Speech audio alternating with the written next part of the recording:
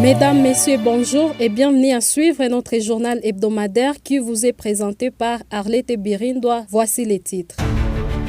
L'AFC M23 a annulé le dialogue avec la RDC le week-end dernier. Anne Mouchigo appelle les jeunes à s'investir dans l'agriculture pour le développement durable en RDC.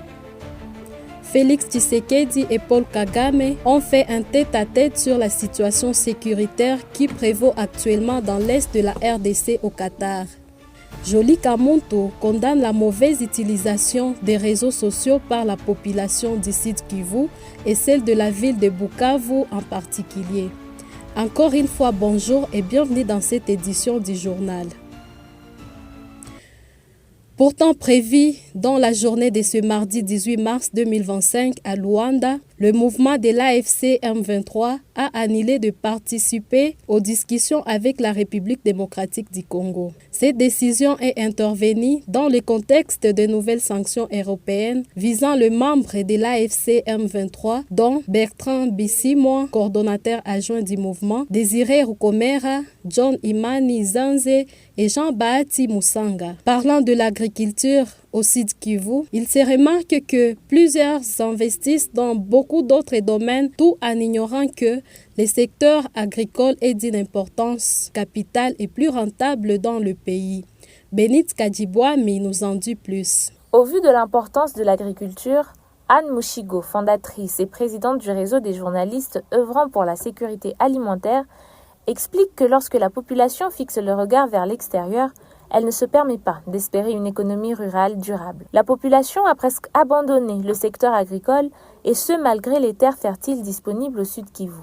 De manière globale, le secteur agricole congolais est confronté à de nombreuses contraintes techniques, économiques et institutionnelles qui entravent son développement et plongent les populations dans une situation d'insécurité alimentaire et nutritionnelle aiguë. En outre, l'agriculture en RDC reste traditionnelle alors qu'elle évolue ailleurs. Il s'observe un exode rural au Sud Kivu. Les populations souhaitent de plus en plus s'approcher de la ville, croyant y trouver refuge. Il est constaté que les agriculteurs ne sont pas pris en charge et ne bénéficient d'aucune subvention de l'État malgré les taxes. L'État devrait donc s'investir dans l'agriculture afin de relever l'économie du pays.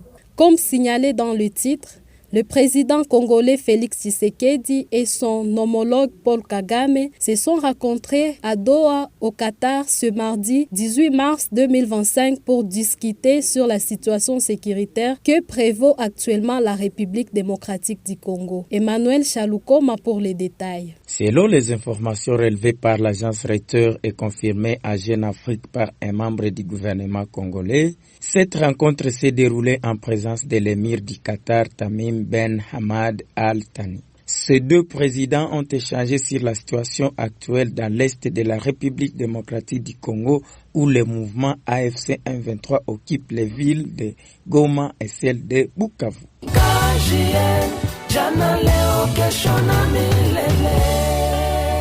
En tant qu'outil numérique, les réseaux sociaux favorisent la communication instantanée, la diffusion rapide d'informations. Grâce aux réseaux sociaux, le monde est devenu un village planétaire. Cependant, ils peuvent également engendrer des problèmes tels que la désinformation et l'altération de la vie privée. Il engendre des problèmes de la désinformation. Marie-Thérèse nous en parle.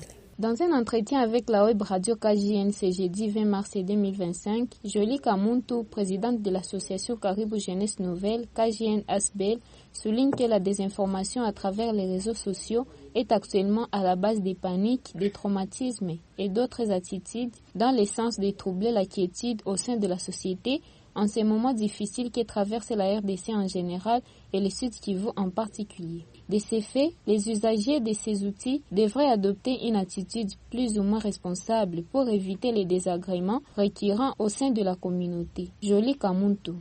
Les réseaux sociaux sont des outils, sont des canaux qui permettent aux gens aujourd'hui d'échanger d'une manière là instantanée et petit à petit le courriel, c'est-à-dire les lettres. Aujourd'hui, ces réseaux sociaux ont plus d'inconvénients que des avantages, surtout sur ceux qui les utilisent. C'est le fait qu'ils ont d'abord un impact négatif sur la santé mentale.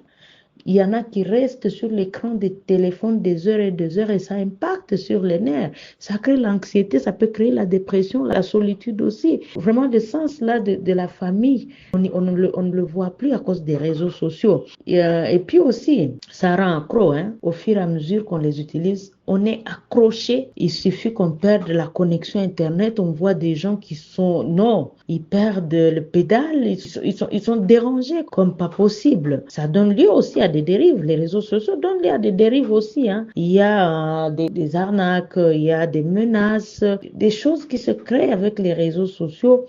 Elle estime que si la population de la province du Sud Kivu, et plus particulièrement celle de la ville de Bukavu, utilise les réseaux sociaux d'une manière responsable, ça peut limiter la propagation des messages mensongers relatifs à la situation sécuritaire actuelle. Pendant cette période, la population ne sait à quelle information se confier. Tout le monde est devenu informatif. La mésinformation a déjà pris une grande ampleur sous la toile.